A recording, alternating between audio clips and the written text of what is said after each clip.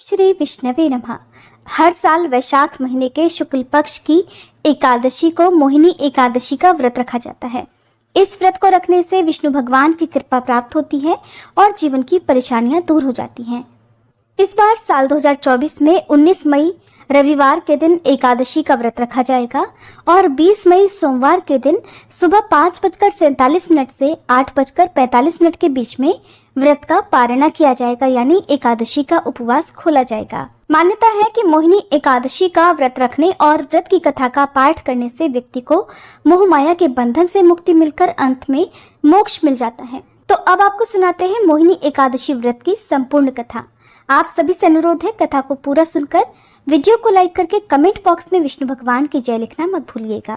पौराणिक कथा के अनुसार एक समय धर्मराज युधिष्ठिर ने भगवान श्री कृष्ण से पूछा, हे जनार्दन, आपने वैशाख मास के कृष्ण पक्ष की एकादशी के बारे में बताया, कृपया अब वैशाख मास के शुक्ल पक्ष की एकादशी के बारे में भी बताइए। इस एकादशी में किस फल की प्राप्ति होती है, इस एकादशी का क्या नाम है और इसके व्रत की क्या विधि है। तब भगवान कृष्ण बोले, महाराज, पूर्व समय में परम बुद्धिमान श्री रामचंद्र जी ने भी महर्षि वशिष्ठ से यही बात पूछी थी, जिसे आज तुम मुझसे पूछ रहे हो। श्री राम ने कहा, भगवान, जो समस्त पापों का नाश तथा सब प्रकार के दुखों का निवारण करने वाला व्रतों में उत्तम व्रत है, उसे मैं सुनना चाहता हूँ। तब वशिष्ठ जी बोले, हे श्री राम, तुमने बहुत उत्तम बात पूछी है। मनुष्य तुम्हारा नाम लेने मात्र से ही सभी प्रकार के पापों से शुद्ध हो जाता है। फिर भी लोगों के हित की इच्छा से मैं पवित्रों में पवित्र उत्तम व्रत का वर्णन करूंगा। वैशाख मास के शुक्ल पक्ष में जो एकादशी होती है उसका नाम मोहिनी है। वह सब पापों को हरने वाली और उत्तम है। उस व्रत के प्रभाव से मनुष्य मोहजाल तथा पातक समूह से छुटकारा पा जाते हैं। सरस्वती नदी के रमणीय तट पर भद्रावती नाम की सुंदर नगरी है। वहां धृतिमान नामक राजा, जो चंद्रवंश में उत्पन्न और सत्य प्रतिज्ञ थे, राज्य करते थे। उसी नगर में एक वैश्य भी रहता था, जो धन धान्य से परिपूर्ण और समृद्धशाली था। उसका नाम था धनपाल। वह सदा ही पुण्य कर्मों में लगा रहता।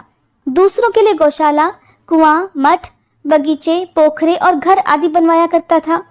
भगवान विष्णु की भक्ति में उसका हार्दिक अनुराग था। वह सदा शांत रहता था। उसके 5 पुत्र थे, सुमना, धृतिमान, मेधावी, सुकृत और धृष्ट बुद्धि। धृष्ट बुद्धि 5वां था।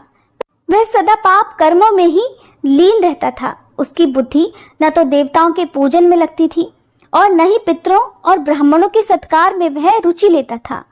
वह वैश्याओं से मिलने के लिए हर समय लालयित रहता था। वह दुष्टात्मा अन्याय के मार्ग पर चलकर पिता का धन बर्बाद किया करता था। एक दिन वह वैश्या के गले में बांह डालकर चौराहे पर घूमता देखा गया। तब पिता ने उसे घर से निकाल दिया और बंधु बांधवों ने भी उसका परित्याग कर दिया। अब वह दिन रात दुख और शोक में डूबा और कष्ट पर कष्ट उठाता हुआ इधर उधर भटकने लगा।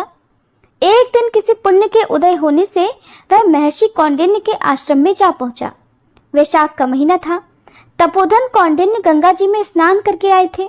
धृष्ट बुद्धि शोक के भार से पीड़ित होकर मुनिवर कौंडिन्य के पास गया और हाथ जोड़कर सामने खड़ा होकर बोला, हे ब्राह्मण, हे द्विश्रेष्ठ, मुझ पर दया करके कोई ऐसा व्रत बताइए जिसके पुण्य के प्रभाव से मेरी मुक्ति हो सके।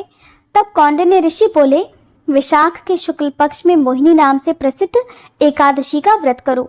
मोहिनी एकादशी का व्रत करने से प्राणियों के अनेकों जन्मों के किए हुए मेरु पर्वत जैसे महापाप भी नष्ट हो जाते हैं। वशिष्ठ जी श्री राम जी से आगे कहते हैं, हे श्री राम, मुनि का ये वचन सुनकर धृष्ट बुद्धि का चित्त प्रसन्न हो गया। उसने फिर कौंडिन्य मुनि के उपदेश से विधि पूर्वक मोहिनी एकादशी का व्रत किया।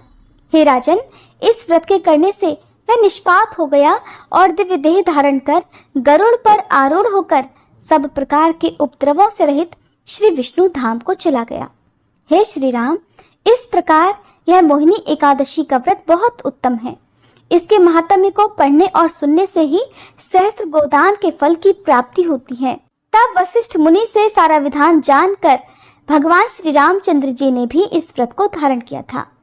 धर्मराज युधिष्ठिर को भगवान श्री कृष्ण ने जब मोहिनी एकादशी व्रत का महात्म्य बताया, तब धर्मराज युधिष्ठिर ने भी इस व्रत के नियमों का पालन किया। विधि विधान से व्रत रखकर द्वादशी तिथि पर व्रत का पारण किया। मोहिनी एकादशी व्रत के पुण्य प्रताप से धर्मराज युधिष्ठिर को भी मोह माया के बंधन से मुक्ति मिलकर अंत में वैकुंठ धाम की प्राप्ति हुई। ये थी मोहिनी एकादशी व्रत की कथा।